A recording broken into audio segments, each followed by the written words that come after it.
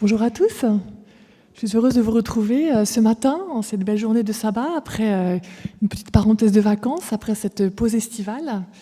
Et ce matin, j'aimerais étudier avec vous donc, le chapitre 25 de l'évangile de Matthieu, qui comprend donc trois récits. Il y a d'abord la parabole des 10 vierges, qui vient de nous être lue. Cette parabole est suivie de celle des talents. Et puis, ce chapitre se termine par une déclaration sur le jugement dernier. Alors, ces textes font suite aux propos de Jésus sur la fin des temps, que l'on trouve dans Matthieu 24, qui traite des signes annonciateurs de la fin et du retour de Jésus. Et finalement, nous nous trouvons, nous, aujourd'hui, dans cette période qui précède ce retour du Christ, auquel nous aspirons tous.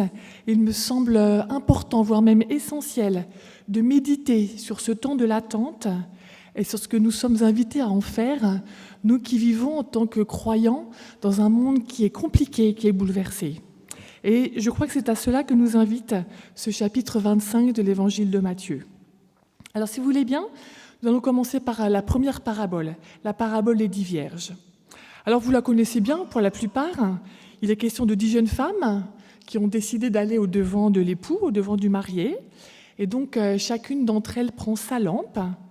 5 des 10 femmes ont prévu assez d'huile, mais 5 vont en manquer quand le marié va arriver très tard. C'est un texte qui nous est familier, mais qui pose de nombreuses questions, me semble-t-il.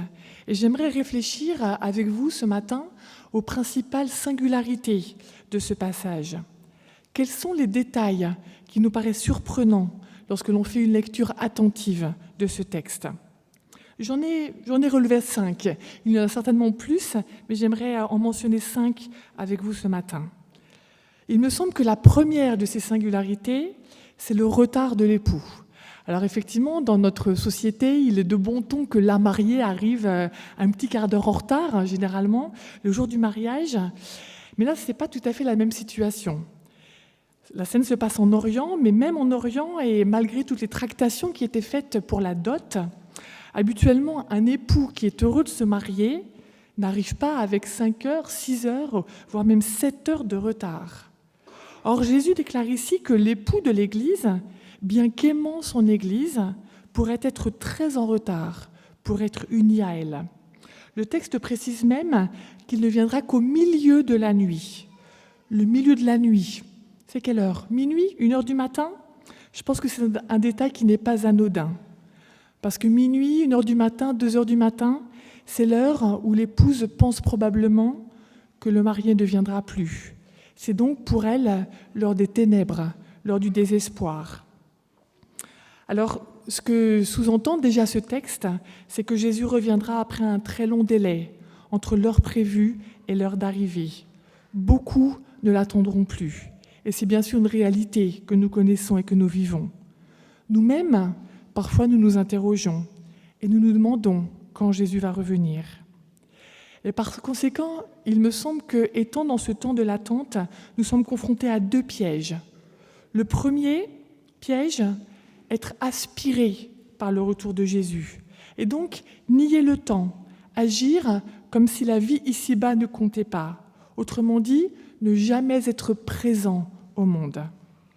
D'un autre côté, et c'est le piège inverse, nous risquons aussi de penser que son retour est tellement lointain qu'il ne concerne pas notre présent, et nous risquons de nous installer complètement et pesamment dans le monde. Cela revient finalement à ne pas prendre au sérieux ce retard, et donc nier le présent, ou ne pas prendre au sérieux les noces, et s'inscrire uniquement dans le présent. Alors, il me semble que la première invitation qui nous est lancée dans cette parabole consiste à trouver cet équilibre, parfois compliqué, parfois ténu, parfois fragile, entre le fait d'attendre pleinement le retour du Christ, tout en vivant pleinement dans le présent qui nous est offert. La deuxième singularité est peut-être encore plus étonnante que la première, et il me semble qu'elle confirme ce que nous venons de souligner. C'est le fait que certaines des demoiselles d'honneur ont prévu cet impossible retard. Or, c'est effectivement ce qu'ont fait les 5 vierges prudentes ou avisées. Elles ont eu cette incroyable prudence d'envisager l'impossible. Ces vierges sages, nous pourrions les appeler des réalistes. Elles ont évalué la situation, Elles ont mesuré la part qu'elles avaient à y prendre. Il s'agit pour elles de sortir au-devant d'un époux qui pourrait tarder. Par conséquent, elles doivent s'équiper, elles doivent prévoir une quantité d'huile suffisante pour tenir éventuellement plusieurs heures et pour ensuite éclairer le cortège jusque dans la salle des noces. Elles sont donc attentives, elles sont responsables et elles se sont autant que possible accordées, ajustées à la réalité qu'elles devaient vivre. Et la suite va le prouver. D'un autre côté, les 5 vierges folles, elles n'ont pas prévu l'impensable. Humainement, bien sûr, elles avaient raison. Mais à la fin de la parabole, nous constatons qu'elles resteront en dehors du royaume. Alors, le Christ nous exhorte à prévoir l'imprévisible, à prévoir l'impossible. Je crois qu'il n'approuve pas la démarche de ceux qui, par idéalisme et en raison de l'espérance du retour du Christ, en viennent à oublier la prudence, la sagesse et la vie présente. Il ne désire pas que nous considérions le temps que nous vivons comme un simple contretemps, comme une simple parenthèse. Le Christ nous encourage à vivre pleinement les jours qui nous sont donnés, de façon riche, de façon épanouie, tout en étant, bien sûr, pleinement dans l'attente. Il s'agit de vivre comme si Jésus pouvait revenir demain, mais aussi comme s'il pouvait revenir beaucoup plus tard. Il s'agit donc d'espérer vraiment, d'être des croyants que le présent n'aveugle pas sur l'avenir et de vivre par la foi, mais aussi d'être présent dans notre temps et de nous engager au quotidien dans la société qui est la nôtre, de nous ouvrir aux autres, de ne pas avoir peur de la différence, d'être des personnes que demain ne rend pas étrangers à aujourd'hui. Nous sommes donc invités à être à la fois de vrais hommes et de vraies femmes de notre temps et de véritables croyants remplis d'espérance. Arrivons maintenant à la 3e singularité. Je crois que c'est le manque de solidarité des jeunes filles qui ont de l'huile. C'est vrai qu'après tout, celles qui en avaient des réserves auraient pu partager avec les autres. Dans la Bible, le symbole de l'huile est fréquent, il est récurrent et il est bien connu. Cette huile évoque plusieurs choses, mais entre autres les bénédictions de Dieu pour nous, par l'action de l'Esprit. Et je crois que par ce texte, Jésus nous montre que tant qu'il fait jour, tant que la vie n'est pas trop difficile, tant que l'on s'en sort relativement facilement, et surtout tant qu'on a la possibilité de s'ouvrir librement à Dieu, de se laisser construire par lui jour après jour, et de recevoir ainsi ses bénédictions, il est relativement facile de faire provision de cette huile des bénédictions de Dieu. C'est ce qu'ont fait les 5 jeunes femmes sages. Les folles, elles, se sont contentées d'en avoir juste un petit peu. Elles pensaient peut-être que si la nuit tombait, il serait toujours à leur temps d'aller chercher de l'huile quelque part, d'aller en acheter, ou bien elles pensaient que quelqu'un d'autre leur en donnerait. Le problème, c'est que ce n'est pas possible. Ces bénédictions de Dieu qu'évoque ici l'huile, c'est l'espérance qui est chevillée dans le cœur et vécue au quotidien. C'est la capacité à aimer, à pardonner. C'est une vraie relation avec Dieu, construite peu à peu à force de penser à lui, à force de lui ouvrir notre cœur, à force de l'aimer et de le remercier parce qu'il nous donne la vie. Les jeunes femmes folles de la parabole de Jésus se sont contentées, je crois, de vivre leur foi un peu au jour le jour, comme cela venait, au fil des circonstances, en fonction des événements. La sagesse, c'est de chercher à aller au-delà de ce qui est simplement utile aujourd'hui. Quand elles ont compris qu'elles n'avaient pas assez d'huile, elles ont donc demandé à leurs amis de partager avec elles ce qui leur a été refusé. Et je crois que cela souligne que notre engagement est avant tout personnel. Bien sûr, la dimension communautaire de la foi est essentielle, sinon nous ne serions pas ici, sabbat après sabbat, pour nous édifier ensemble. Mais avant toute chose, nous devons rentrer en nous-mêmes et vivre intérieurement et personnellement une relation avec Dieu. Jésus nous dit, je crois, par ce texte, que la sagesse consiste à faire des réserves des bénédictions de Dieu, à en prendre plus qu'il n'en faut, à se nourrir de sa parole sans relâche. On voit dans cette histoire que la bonne huile est disponible sans problème tant qu'il fait jour. Et en effet, Dieu donne sans compter quand nous sommes vraiment disposés à recevoir sa parole. Venons-en maintenant à la 4e singularité. Je crois que c'est l'intransigeance apparente de Jésus.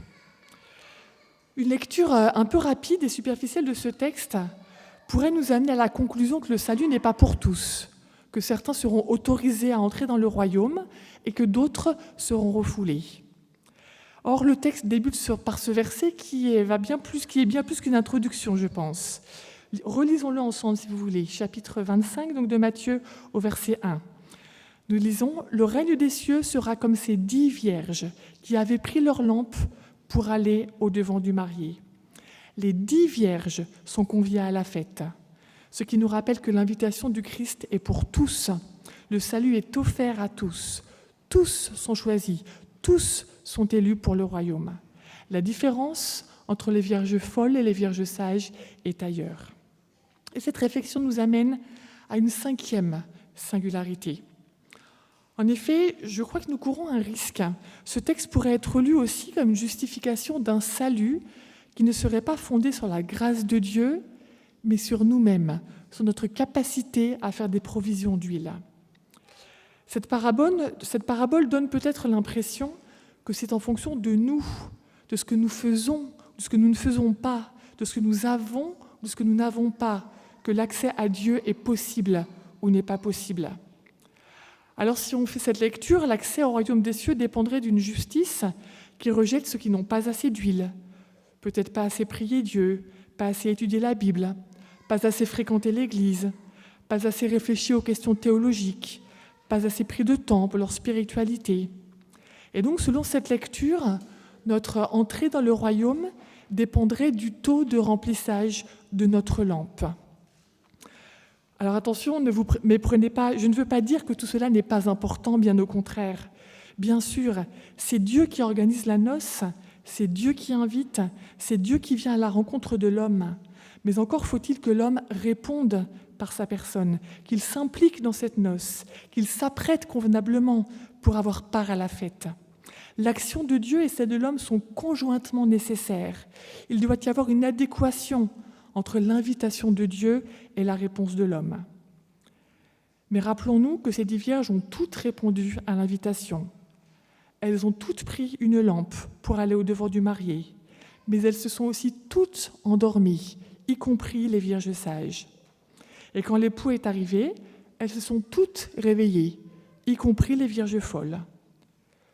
Le verset 13 nous dit « Veillez donc, puisque vous ne connaissez ni le jour ni l'heure. » Alors s'il fallait veiller, au sens de rester éveillé, tout aurait dû être rejeté, puisque toutes se sont endormies. Et si veiller, c'est être capable de se réveiller, alors toutes auraient dû être admises dans le royaume, puisque toutes ont été réveillées et toutes se sont levées.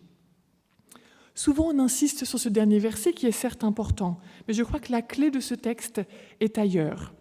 En effet, quand les vierges folles sont arrivées à la porte et ont exprimé leur désir d'entrer, après avoir essayé de trouver de l'huile par ailleurs, le maître ne leur a pas dit « Vous êtes arrivés trop tard, vous n'aviez pas assez d'huile. Certes, vous venez d'en acheter, mais le délai est dépassé. » Non, ce ne sont pas les propos que Jésus leur a adressés. Et ce n'est pas non plus la réponse qu'il a faite aux brigands sur la croix. Mais le maître a dit au verset 12, je vous invite à le relire avec moi, « Je vous le dis, je ne vous connais pas. » Voici la raison pour laquelle ces 5 vierges n'ont pas été autorisées à entrer dans le royaume. Elles ont d'abord demandé de l'aide à leurs amis, puis elles sont sorties pour aller acheter de l'huile. Autrement dit, elles étaient confrontées à un problème, mais la solution, elles l'ont cherchée loin du maître. Le royaume, je pense, n'est pas un lieu d'exclusion en fonction de ce que nous faisons, de ce que nous ne faisons pas. Les portes du royaume sont largement ouvertes à tous ceux qui aspirent à connaître le Christ, à se laisser connaître par lui, à être choisis par lui, à entretenir une relation avec lui. Alors je crois que le verbe « veiller » du verset 13 signifie rester vigilant, être attentif à Dieu, demeurer en lien avec lui, mais aussi rester attentif aux autres, ouvrir les yeux et savoir discerner quels sont leurs besoins. Certes, nos engagements sont strictement personnels, comme nous l'avons dit il y a quelques instants. Certes, le salut, l'espérance, la foi ne sont pas transmissibles, mais je pense qu'ils sont communicables. Avoir de l'huile dans sa lampe, c'est maintenir le lien entre Dieu et nous, c'est recevoir ses bénédictions, mais c'est aussi éclairer et en faire profiter autrui. C'est être une source de lumière pour le monde. C'est inviter les autres à se joindre à nous et à faire corps. C'est rester ensemble, c'est se présenter unis, c'est faire partager la joie de connaître le Christ. Attendre et se préparer ou bien veiller n'implique pas un repli sur soi, une recherche de son salut personnel, indépendamment de notre entourage. Parce que je crois que l'espérance du retour de Jésus mobilise en nous des valeurs sociales. Dans Hébreux 10, 25, nous disons « Encourageons-nous mutuellement ». Je pense que cette espérance développe en nous aussi le sens de l'altruisme et le sens de la mission. Et c'est un sujet que nous allons étudier tout à l'heure, aussi dans le cadre de l'école du sabbat. Pour conclure sur cette parabole, j'aimerais dire que le temps d'attente que nous vivons est précieux. Les moments d'enthousiasme, les bénédictions reçues sont faciles à accueillir. Mais quand les émotions sont passées, que nous perdons de vue ce que nous attendons, le retard peut nous peser et la fatigue s'installe. Alors, l'attente se prépare. Il faut entretenir en nous le désir de connaître et de rencontrer celui qui est l'objet de notre attente. Mais il faut aussi prévoir l'imprévisible. Et cela me fait penser à l'attente de la Sunamite. C'est un verset que l'on trouve dans le Cantique des Cantiques, chapitre 5 et verset 2, si vous voulez le prendre. Cantique des Cantiques, chapitre 5, verset 2, dans lequel nous disons, la Sunamite dit « Je dors, mais mon cœur veille ». Nous pouvons dormir, mais l'important, c'est que notre cœur soit éveillé à l'action de Dieu. Passons maintenant, si vous voulez bien, à la deuxième parabole, la parabole des talents. Voici une deuxième parabole qui peut étonner et qui comporte aussi, à mon avis, des singularités, voire même des anomalies. Vous connaissez l'histoire, je ne vais pas prendre le temps de la relire maintenant, mais je peux vous la résumer en quelques mots. C'est l'histoire d'un maître, d'un homme, qui va partir en voyage. Alors il appelle ses serviteurs, ses 3 serviteurs, et il décide de leur confier ses biens. Au premier serviteur, il va donner 5 talents, au deuxième serviteur, il va donner 2 talents, et au troisième serviteur, il va confier 1 talent. Le maître part, et les serviteurs ont des attitudes un peu contrastées. Nous allons d'ailleurs y revenir. Le premier, celui qui a reçu 5 talents, va les faire fructifier et va gagner 5 autres talents. Le deuxième, qui a reçu 2 talents, va en faire de même, et il va gagner 2 autres talents. Mais vous savez quelle est l'attitude du troisième ? Il a reçu 1 talent, et il va aller l'enterrer, donc, et le cacher dans la terre. Le maître va revenir et il va demander des comptes à ses serviteurs. Il va féliciter les 2 premiers, mais par contre, il va effectivement critiquer le troisième et le chasser en raison de son attitude. C'est donc une parabole que l'on trouve des versets 14 au verset 30 du chapitre 25. Alors, il me semble important tout d'abord de définir ce qu'est un talent. En français, c'est un mot qui a plusieurs sens et qui donc peut prêter un petit peu à confusion. Au sens commun, au sens que nous employons le plus souvent, il désigne une aptitude, une capacité souvent vécue comme un don, comme un cadeau, à pratiquer certaines activités, à faire certaines choses. Au sens plus scientifique, il désigne une ancienne monnaie qui était utilisée dans l'Empire romain. Mais en grec, le seul sens de ce terme est le deuxième, le sens donc de la monnaie. Le sens que nous lui prêtons généralement aujourd'hui est venu plus tard. Mais effectivement, à l'origine, il désignait une unité de masse, comme la plupart des monnaies. Et vous allez voir que c'est un terme qui est employé ici pour attirer l'attention du lecteur ou de l'auditeur, car le talent était une pièce peu commune et qui était très encombrante. Et donc, grâce à ça, on va voir que l'enjeu n'est pas anodin. Moi, j'ai redécouvert quelle était la valeur de cette unité de masse et j'en ai été assez surprise. Peut-être le savez-vous, mais à l'époque, un talent valait entre 25 et 35 kilos d'argent.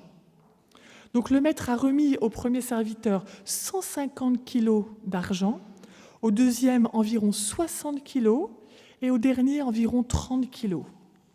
Et il est intéressant d'ailleurs de noter qu'au début de la parabole, il est dit chacun selon ses capacités, mais certaines versions traduisent, et à juste titre, je pense, à chacun selon sa force.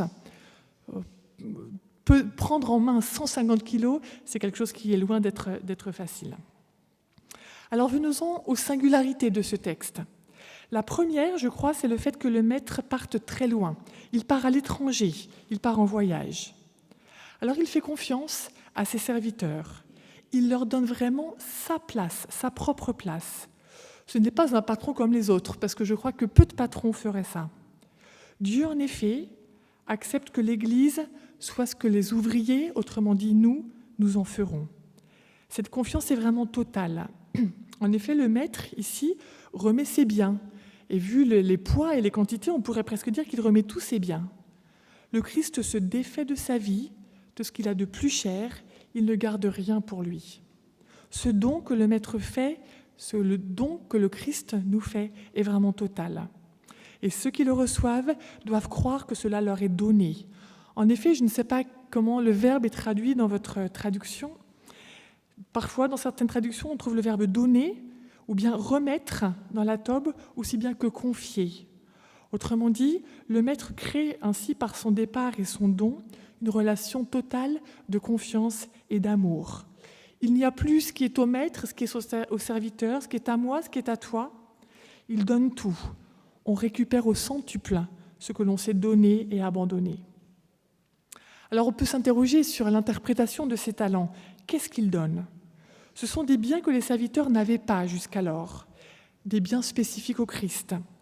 Il ne s'agit donc pas ici de talents naturels, mais de dons particuliers, comme la bonne nouvelle, la parole de Dieu, la foi, l'espérance, l'amour, qui, je crois, ne rapportent et n'ont de valeur que lorsqu'ils sont utilisés parmi les hommes. Son départ pour un long voyage est un enseignement sur l'absence apparente, en tout cas, de Dieu dans notre vie. Je crois que l'un des enseignements de cette parabole est le fait que Dieu ne gère pas notre vie à notre place. Il nous fait confiance. Il nous invite à être co-gestionnaires de sa création, en quelque sorte. Il veut faire de nous des êtres responsables. Il est de notre devoir de prendre au sérieux cette responsabilité offerte par le Créateur. La deuxième singularité, vous allez voir qu'elle est liée à la première, c'est le fait que longtemps après, le maître revient et il fait des comptes. Cela me semble paradoxal. Lorsque l'on donne quelque chose à quelqu'un, est-ce que l'on fait des comptes après avec la personne à qui on a fait un don ? Un don est un don. Il revient donc longtemps après, et cette expression nous rappelle le retard du marié dans la parabole des 10 vierges. Et on peut s'interroger sur le fait qu'il fasse des comptes est compatible avec la confiance et l'amour manifesté lors de son départ. Le Christ a créé une relation d'amour, et donc je crois qu'il ne se transforme pas en boutiquier. Mais aimer un homme, c'est espérer vraiment en lui. C'est aussi lui accorder de l'importance, de la valeur. Aimer, c'est en attendre quelque chose, parce qu'on est persuadé de la capacité des autres. C'est lui faire confiance qu'un jour, il portera de fruits. Et je crois qu'à la fin des temps, le Christ viendra chercher les fruits de son amour, parce qu'il ne peut pas croire que son amour aura été vain. La vigne ne peut pas imaginer que ses sarments seront stériles. La troisième singularité concerne la réaction très contrastée des serviteurs. Les 2 premiers serviteurs ont cru que ce qui leur était confié l'était vraiment. Et il est vraiment intéressant de noter qu'ils se sont aussitôt empressés d'agir. C'est le terme qui est employé par ce texte. Aussitôt, dit le texte, le premier serviteur fit en effet travailler son argent, et le deuxième en fit de même. Aussitôt. Cet aussitôt révèle leur confiance, leur désir d'obéir au maître, leur joie, mais aussi leur élan, leur empressement à témoigner et à s'engager pour le maître. Ils ont fait fructifier ce qui leur a été donné. Ils se sont comportés en co-héritiers du Christ, en co-ouvriers de Dieu. Et j'aimerais citer 2 versets qui sont en lien avec cette idée. Le premier se trouve dans Romains 8, verset 17. Je vais vous les lire si vous voulez. Si nous sommes enfants, nous sommes aussi héritiers, héritiers de Dieu et co-héritiers du Christ. Et dans 1 Corinthiens 3, verset 9, nous trouvons cette belle expression « Nous sommes des collaborateurs de Dieu ». Alors ces serviteurs n'ont pas cherché à savoir ce qui était au Christ et ce qui venait d'eux. tout était à eux et tout était au Christ. Ils se sont pleinement identifiés à lui. C'est pourquoi ils ont été des serviteurs fidèles. En revanche, je crois que le troisième serviteur n'a pas compris cette relation d'amour. Le texte nous dit qu'il est allé faire un trou dans la terre et que dans ce trou, il a caché l'argent de son maître. Comme si cela ne comptait pas, comme si le temps s'arrêtait pour lui, comme si cette confiance et ce don qui lui était fait ne le concernaient pas. Il a accordé la priorité à ses propres affaires. Il a pensé à lui d'abord et non à tout ce qui lui était confié. Et je crois qu'il a agi ainsi parce que manifestement, il ne connaissait pas et il n'aimait pas son maître. Et s'il n'aimait pas son maître, effectivement, c'est parce qu'il s'en faisait une mauvaise idée. Au verset 24 de cette parabole du chapitre 25 de Matthieu, nous lisons qu'il le considérait comme un maître dur, qui exploitait ses serviteurs, ses employés.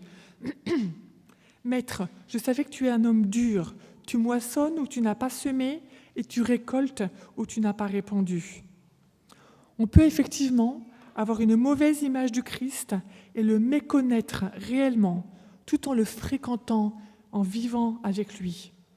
On peut également se tromper sur les raisons de son absence. Le troisième serviteur n'a pas cru à la confiance du maître, alors il a eu peur. Et cette peur l'a complexé, cette peur l'a inhibé, l'a paralysé. Il a caché son talent dans la terre. C'est comme s'il voulait presque symboliquement le mettre à distance. Ce talent était pour lui une réalité étrangère qu'il pensait devoir rendre. Autrement dit, il a fait un dépôt mort de la parole du maître. Il s'est sclérosé. Il a rendu le voyage et le retour du maître inutile. Alors je crois que le mauvais serviteur, c'est celui qui, par peur, ou par lâcheté, ou par méconnaissance, oublie le trésor qu'il possède en lui. Ignorer ses talents, c'est s'éloigner du maître, c'est le méconnaître.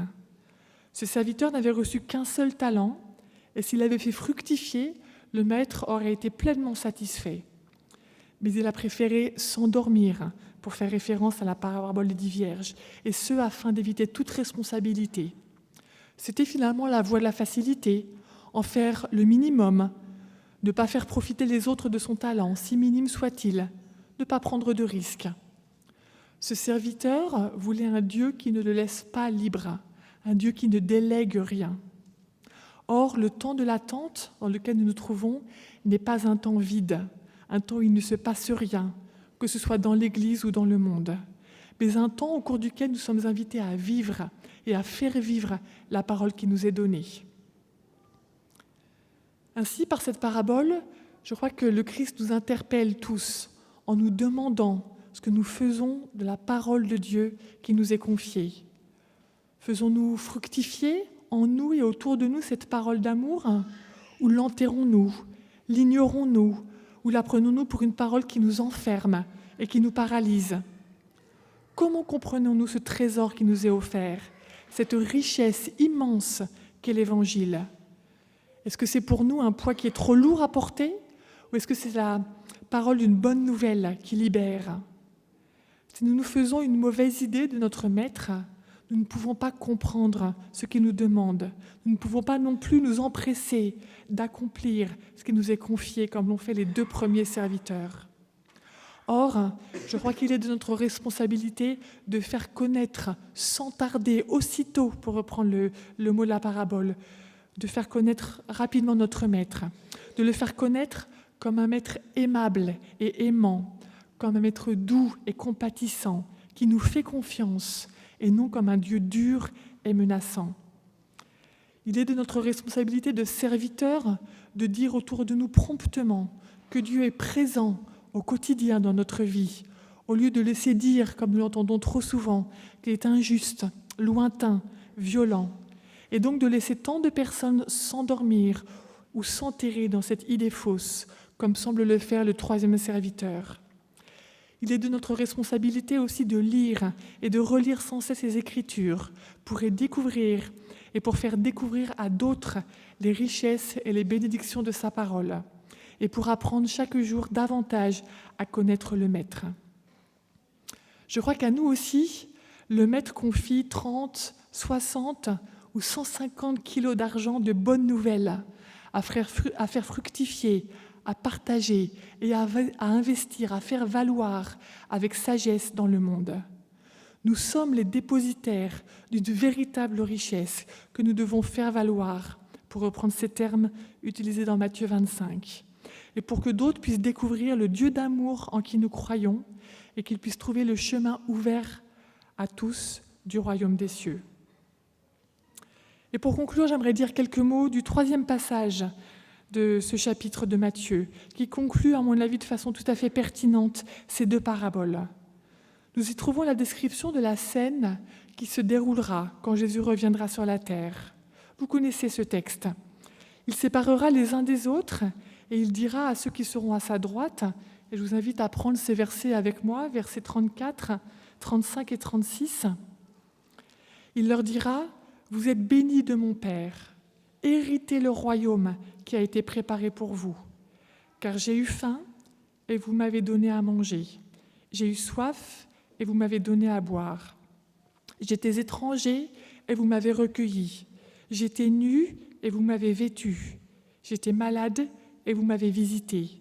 J'étais en prison et vous m'avez visité, Et devant la perplexité des élus, il précisera, donc au verset 40, « Dans la mesure où vous avez fait cela pour l'un de ces plus petits, c'est à moi que vous l'avez fait. » Alors la première parabole, celle des 10 vierges, pose cette question. Comment remplir d'huile notre lampe ? Et la deuxième parabole, celle des talents, nous interpelle ainsi. Comment être bon et fidèle ? Comment faire fructifier nos talents ?